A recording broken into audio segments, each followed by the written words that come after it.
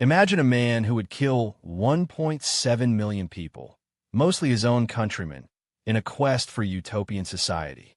Born on May 19, 1925, in a small village called Prek Spav, rural Cambodia, Pol Pot's early life would shape the contours of his future.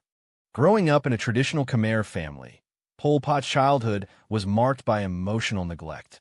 His parents, who struggled to make ends meet, left him in the care of his uncle, who was notoriously cruel.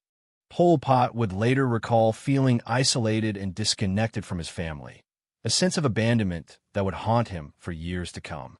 Despite the difficulties at home, Pol Pot showed a keen intellect and an insatiable curiosity about the world.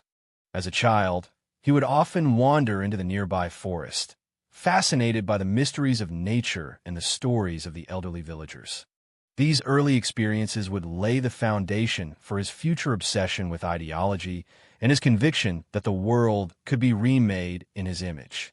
Pol Pot's education was a turning point in his life. He was sent to a Buddhist monastery school, where he was exposed to Western ideas and the works of Marxist thinkers.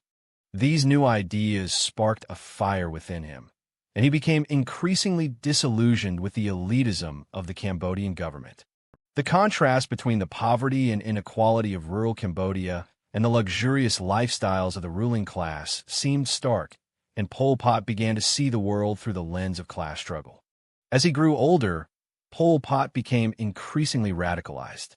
He devoured books on Marxism and began to see himself as a revolutionary, destined to overthrow the existing order and create a new society. The seeds of radicalization were sown, and Pol Pot's future path was set. He would go on to study at the École Normale Supérieure in Paris, where he was further radicalized by the ideas of Mao Zedong and other left-wing thinkers. But what drove Pol Pot's desire for revolution? What was it about the existing order that he found so objectionable? As we delve deeper into his story, we'll explore the complex web of factors that led him to become one of the most infamous leaders of the 20th century. For now, let's return to the early days of Pol Pot's life and examine the events that shaped him into the man he would become. In a village of Prek Spav, Pol Pot's family struggled to make ends meet. His parents were subsistence farmers, working from dawn till dusk to eke out a meager living from the land. The family home was a small wooden hut with a thatched roof and a dirt floor. It was a humble existence, but one that Pol Pot would later come to see as oppressive and exploitative.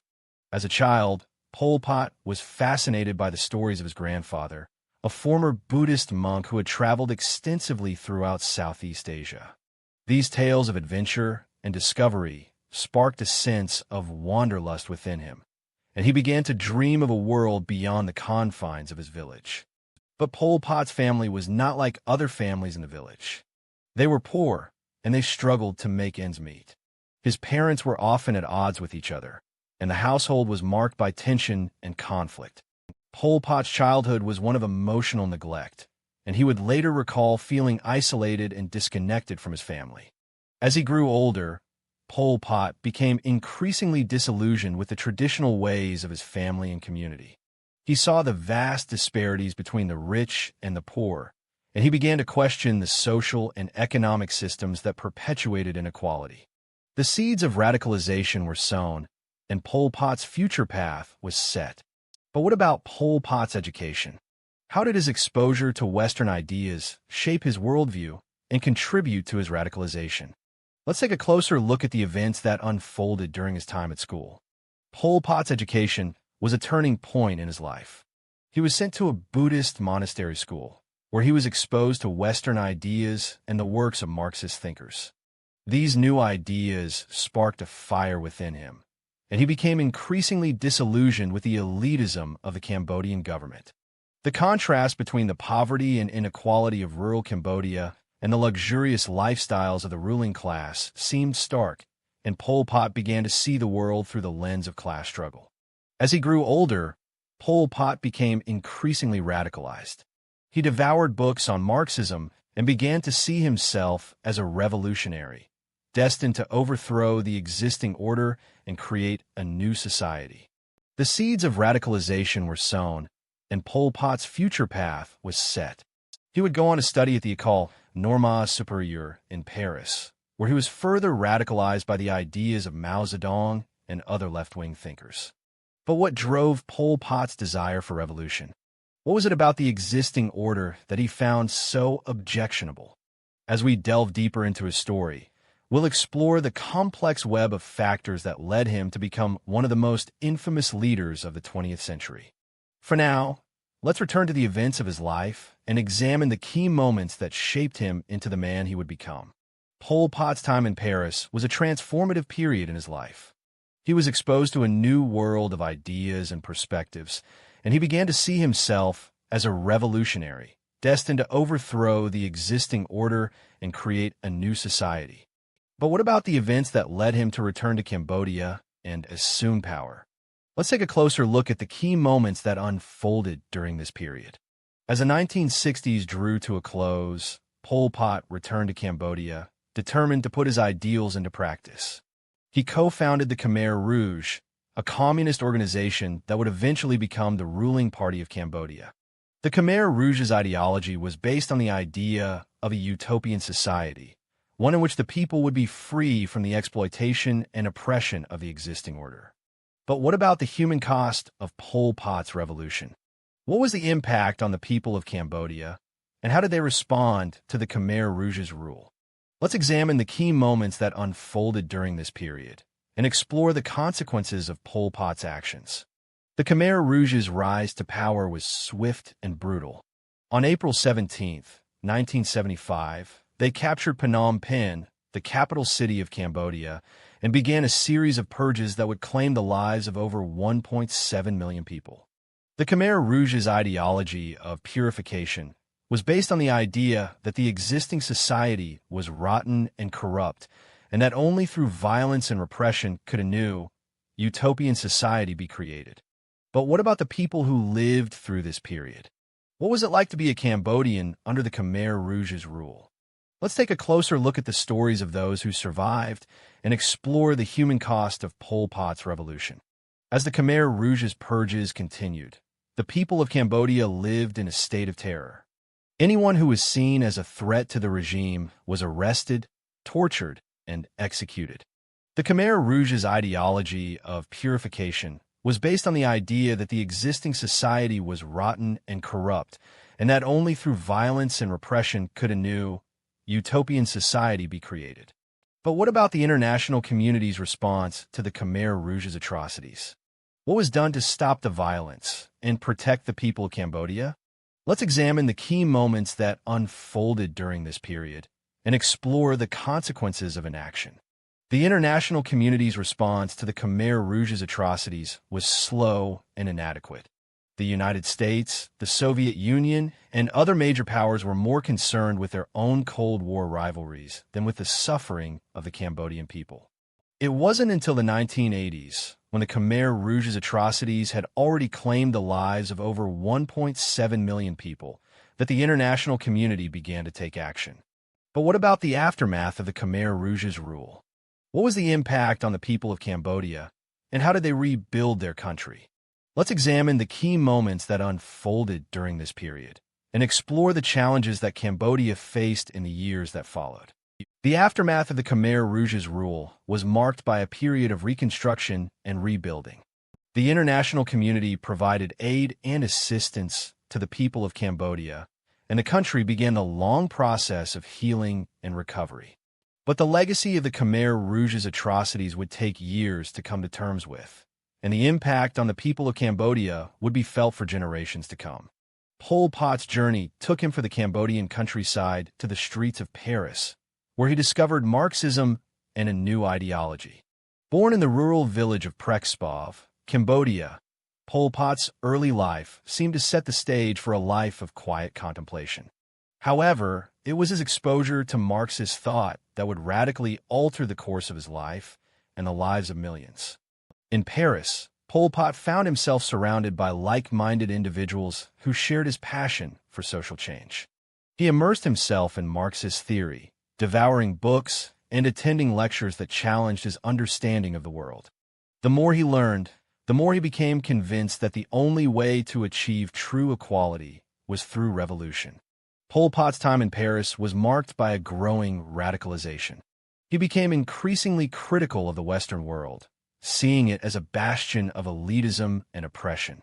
He began to see the world in black and white terms, with the working class pitted against the wealthy and powerful. This binary thinking would become a hallmark of his future regime, where the lines between friend and enemy, victim and perpetrator were blurred beyond recognition. As Pol Pot delved deeper into Marxist ideology, he became fascinated by the concept of class struggle.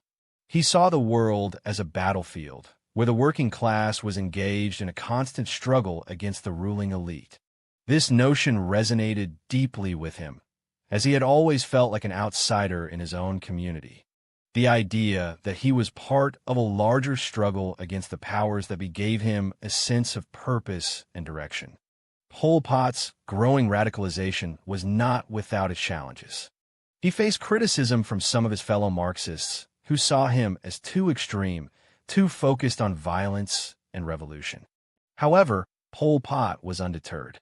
He was convinced that his vision for utopian society was the only way to achieve true equality and social justice. As he navigated the complexities of Marxist theory, Pol Pot began to develop his own unique ideology. He drew on the ideas of Mao Zedong, Ho Chi Minh, and other revolutionary thinkers, but he also added his own twist. He saw the world as a place where the strong would always dominate the weak, and the only way to achieve true equality was through the complete elimination of the old order. This ideology was not just a theoretical construct, it was a blueprint for action. Pol Pot began to see himself as a leader, a revolutionary who would guide his people towards a brighter future. He became increasingly charismatic, able to inspire and motivate those around him with his vision of a better world. But Pol Pot's ideology was also marked by a deep-seated paranoia. He saw the world as a place of constant threat, where the enemy was always lurking in the shadows. This paranoia would become a hallmark of his future regime, where dissent was crushed and anyone who opposed him was seen as a threat to the revolution. As Pol Pot's radicalization continued, he began to see the world in a new light. He saw the Cambodian people as victims, oppressed by the old order and in need of liberation. He saw himself as the hero of the story, the one who would lead his people towards freedom and equality. But this vision of the world was also marked by a deep-seated cruelty. Pol Pot saw the old order as a cancer that needed to be cut out, and he was willing to do whatever it took to achieve his goals.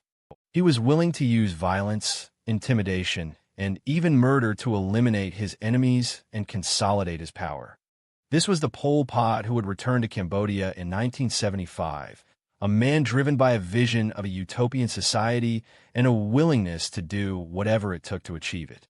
He would unleash a wave of violence and terror that would leave Cambodia in ruins, but he would also leave behind a legacy that would haunt the world for generations to come.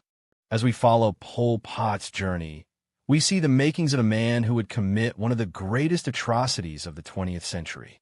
We see a man who was driven by a vision of a better world, but who was also willing to do whatever it took to achieve it. We see a man who was charismatic and inspiring, but also cruel and ruthless.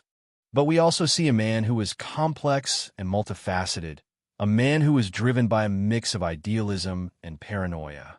We see a man who was capable of great beauty and great ugliness, a man who was a product of his time and his place. And as we reflect on Pol Pot's journey, we are left with a question. What if? What if he had been different? What if he had been more compassionate, more empathetic, more willing to listen to the voices of dissent? What if he had seen the world in a different light, as a place of complexity and nuance rather than black and white?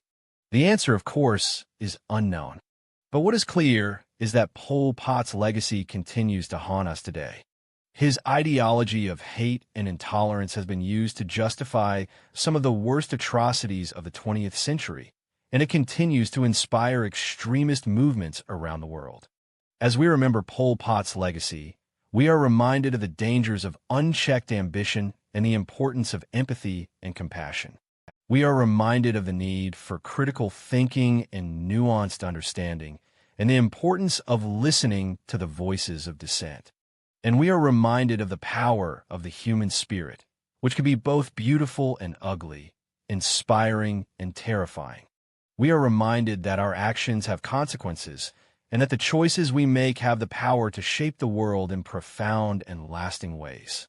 April 17, 1975, marked the beginning of Pol Pot's reign of terror, a day that would forever be etched in the annals of history as Year Zero. But what led to this moment? How did a young man from rural Cambodia rise to power, fueled by a twisted ideology that would ultimately claim the lives of 1.7 million people? To understand the takeover, we need to delve into the Khmer Rouge's ascent to power, a story of propaganda, intimidation, and coercion. As the Khmer Rouge began to take control, they employed a mix of persuasion and force to win over the population. Pol Pot's ideology, a radical blend of Marxism and nationalism, was sold to the people as a promise of a better future. The promise of a classless society, free from the perceived ills of modernity, resonated deeply with many Cambodians who felt disillusioned with the country's corrupt and ineffective government. However, the Khmer Rouge's methods were far from democratic. They used propaganda to demonize their enemies, labeling them as enemies of the people and counter-revolutionaries. This rhetoric created a sense of fear and paranoia, making it easier for the Khmer Rouge to silence dissenting voices. Those who opposed them were either intimidated, coerced, or brutally silenced. One of the most effective tools in the Khmer Rouge's arsenal was the forced relocation of urban populations. In April 1975, the Khmer Rouge ordered the evacuation of Phnom Penh, the capital city, and relocated its inhabitants to rural areas. This was done under the guise of creating a more equal society, but in reality, it was a ploy to break the population's ties to the city and its perceived decadence. The relocation policy had devastating consequences. Cities were left abandoned, their infrastructure crumbling, and their inhabitants were forced to live in squalid conditions. The countryside, once a symbol of traditional Cambodian values, became a hotbed of violence and repression. As the Khmer Rouge tightened their grip, the purges began. The purges, a systematic campaign of violence and extermination, would ultimately claim the lives of 1.7 million people. The Khmer Rouge's ideology of purification drove them to eliminate anyone deemed a threat to their vision of a classless society. Intellectuals, artists, and members of the middle class were targeted, accused of being enemies of the people. The killings were carried out with ruthless efficiency, often in public executions that served as a warning to others. The takeovers in April 1975 marked the beginning of a reign of terror that would last for 4 years. Pol Pot's regime would become one of the most brutal and efficient killing machines in modern history. As the world watched in horror, the Khmer Rouge's ideology of hate spread like wildfire, leaving a trail of death and destruction in its wake. But what if things had been different? What if the international community had intervened, or if the Khmer Rouge's ideology had been rejected by the population? The consequences of inaction are still being felt today, as Cambodia struggles to come to terms with its dark past. Tomorrow, we'll explore the ideology behind the Khmer Rouge's killing machine, and the lessons we can learn from this tragic chapter in human history. At the heart of Pol Pot's regime was an ideology of hatred, fueled by paranoia and a desire for purification. This toxic mix would prove to be the driving force behind the Khmer Rouge's brutal efforts to create a utopian society. But what exactly did purification mean to Pol Pot and his followers? To understand this ideology, we must delve into the twisted world of communist theory. For Pol Pot, the concept of purification was all about ridding Cambodia of its perceived enemies, intellectuals, landowners, and anyone deemed a threat to the revolution. This wasn't just a matter of ideology, but a deeply personal obsession. Pol Pot saw himself as a visionary, tasked with cleansing Cambodia of the corrupting influences of the past. But purification wasn't just about removing perceived enemies. It was also about creating a new, pure society. Pol Pot envisioned a Cambodia free from the influences of foreign powers, where the people lived in harmony with the land. Sounds idyllic, but this vision was built on a foundation of hatred and intolerance. Anyone who didn't fit into this narrow mold was seen as a threat, and thus a target for elimination. One of the most striking aspects of Pol Pot's regime was its anti-intellectualism. In a country with a rich cultural heritage, Pol Pot's followers saw education and knowledge as a threat to their vision of a pure society. Intellectuals, artists, and writers were among the first to be targeted, accused of being elitist and unpatriotic. This was a deliberate attempt to erase the cultural identity of Cambodia, to create a people who were malleable and obedient to the regime. But how did Pol Pot manage to control the population and suppress dissent? The answer lies in the use of propaganda and fear-mongering. The Khmer Rouge used every available means to spread their message, from radio broadcasts to posters plastered on city walls.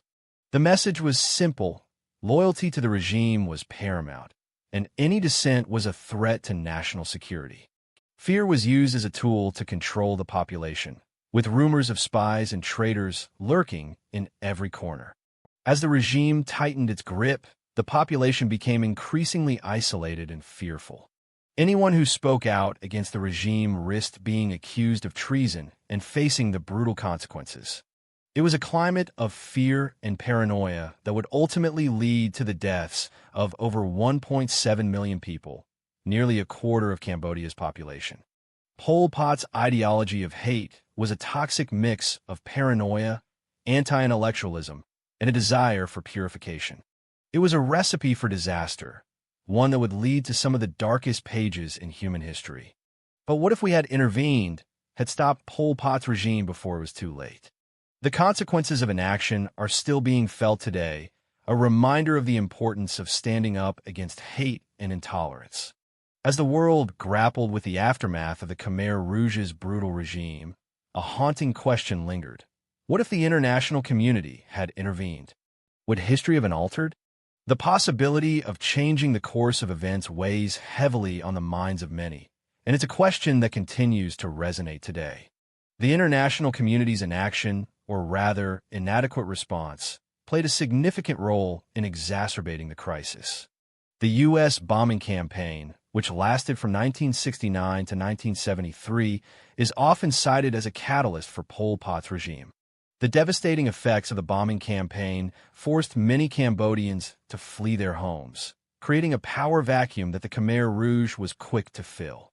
This, in turn, allowed Pol Pot to consolidate his power and implement his twisted ideology with alarming speed.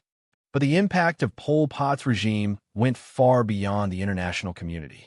The people of Cambodia suffered unimaginable trauma and suffering, and the legacy of this period continues to shape the country today. The trauma inflicted by the Khmer Rouge's brutal methods has been passed down through generations, leaving deep scars that will take time to heal. The loss of over 1.7 million lives is a stark reminder of the devastating consequences of unchecked power and ideology. As we reflect on the lessons of Pol Pot's regime, it becomes clear that the dangers of extremism and the importance of empathy and understanding cannot be overstated. The Khmer Rouge's ideology was built on a foundation of hate and paranoia, and it's a stark reminder of the dangers of unchecked power and ideology. Pol Pot's regime serves as a cautionary tale, one that highlights the importance of promoting tolerance, compassion, and understanding in all aspects of life. As we look back on this dark period in history, it's essential to remember the human cost of Pol Pot's regime. The survivors of the Khmer Rouge's brutality continue to share their stories, and it's crucial that we listen and learn from their experiences. By doing so, we can work towards preventing similar atrocities from occurring in the future. As you watch this video, we want to know, what do you think the international community could have done differently?